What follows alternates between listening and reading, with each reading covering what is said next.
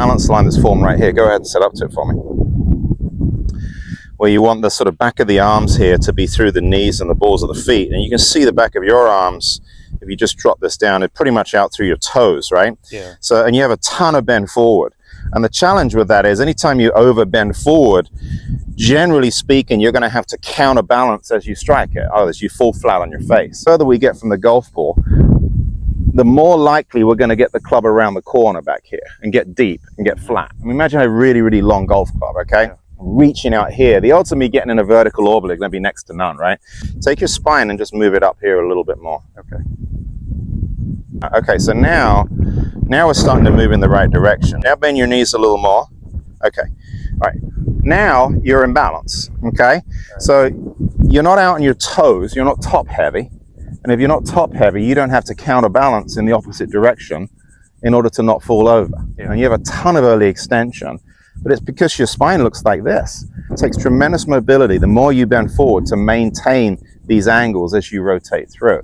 So you're saying you're not hitting down on the ball and you're not hitting it crisply. You're not really in a position here over the golf ball where you can hit down on anything, but you're too far from it. Yeah. I want you to feel like if I'm standing opposite you, you don't have to do that to see me. Okay. So watch me. I can see you just fine. You're down here. To look at me, you've actually got to look. You've got to lift your entire body to see me, right? So think about that. That's a good image for you. So go ahead and set up to it again. You feel closer to it. So you can, there we go. That's much better. And you don't have any hinge in your backswing. You're not getting the club up in front of you. So as a result of not hinging, you're having to do this much later than you're supposed to. And that's putting the club behind you. So what we need to do here is we need to create some angles in the backswing that are going to put the club in a position where it can drop down freely without you even trying. It can actually drop down kind of on top of the golf ball. Because right now it's so far behind your body. When you approach impact, that club's so far behind you, you have to stall your body because the club's way back here, and then you're just kind of throwing the club out. So you have a sequencing issue, okay? I'm looking for your club head to move a little faster. Okay, what you're doing is you're dragging the club away, so your shoulders are meeting their destination too early, and the hands and arms are meeting their destination too late, and that's what's putting the golf club behind you. So you got to remember, everything stalls back here pretty much at the same time, and nothing's really coming to a complete stop, right? Because it's a dynamic motion. But what you're doing here is your hands and arms complete your backswing a long time after your body has stopped moving. And that's the problem. So I think the sequencing in the backswing is really a big, big part of this. So if we do a little drill here where you start forward, a little momentum drill, all right, and you start to feel like you're hinging your wrist right around your right thigh, you're going to feel like you're either pushing down on this handle with the lead rest, or you're taking your right thumbnail and kind of pulling the thumbnail towards you, one or the other. It doesn't matter to me what it is, but you got to start to feel the club working this way a little bit more in order to not be too flat. Just the club's got no place to go but around the corner right now. All right, so go ahead and set up to it for me, and let's go forward over the top of the golf ball and then go back. There we go. And then by the time the left arm is parallel with the ground, looks a little bit more like a lightning rod back here. You're basically matching this to that. That's right outside your right foot. So do that a couple of times for me. Fantastic. Good. Do it a little slower. There we go.